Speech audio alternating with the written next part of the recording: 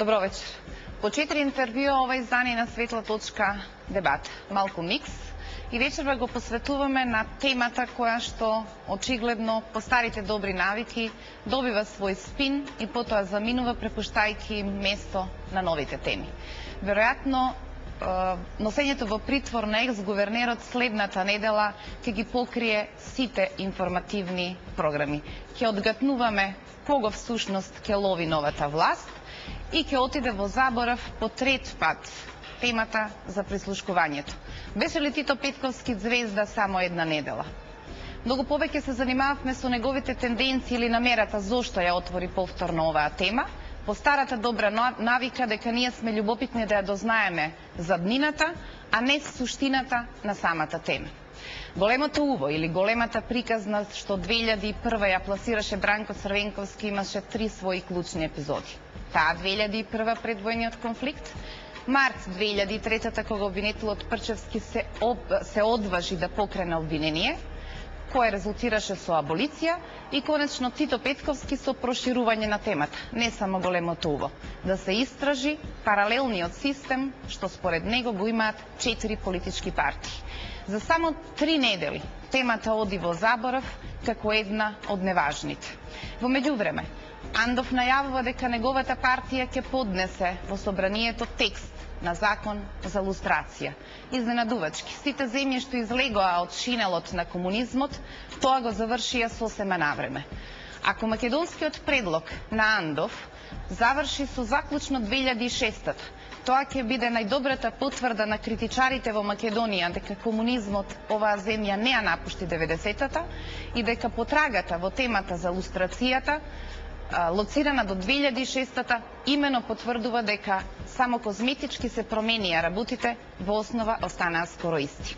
На овие две теми, прислушкувањето и лустрацијата, навидум неспоиви, но во основа со заеднички именител, действијата на тајните служби, дали сместени во институциите или расфрлени по политичките партии како паралелни системи кои им помагаат ортопедски да преживеат, а богами и да водат својата политика на крајно византиски начин, се темите кои се обидувам да ги поврзаме вечерва со моите гости и да продискутираме зошто не можеме да завршиме на пристоен начин ниту една од овие епизоди. Лустрацијата сосема свесно поради тоа што управуваше политичка елита на која не ја одговараше тоа да се затвори, и прислушкувањето затоа што веројатно ќе тангираше многу политички глави и ќе подрасчистеше многу од прашањата како всушност македонската политика е водена преку потполно исчешен систем на контрола на личните комуникации, на медиите кои најчесто ги соопштуваат на телефон меѓу себе политичките актери.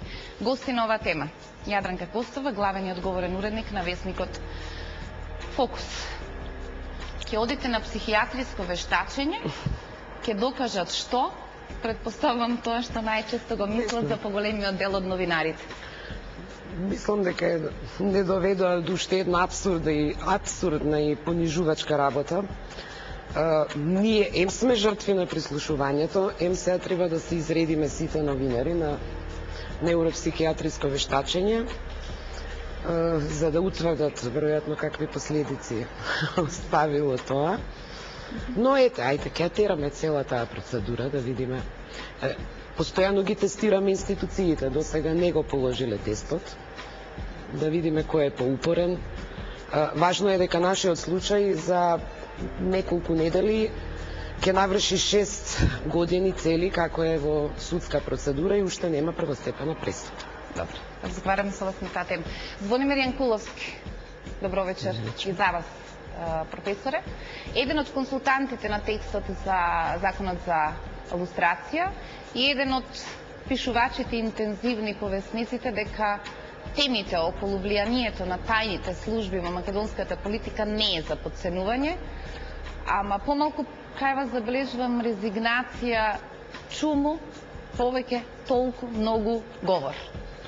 Па добро, зошто? Поради тоа што нема епилог? Во Македонија е најгласна тишината, тоа е веќе евидентно во овие 15 години, мислам, знаете, ги трошите зборовите, ги трошите новинските колумни ги трошите, едноставно се чувствувате немоќен да промените во овие 15 години, едноставно имате впечаток дека основа се вртите во еден магепсан круг од кој нема излез и во основа, наместо да очекувате дека патот кон она што е зацртано како цел на Република Македонија, евроатлантските интеграции ќе оди многу побрзо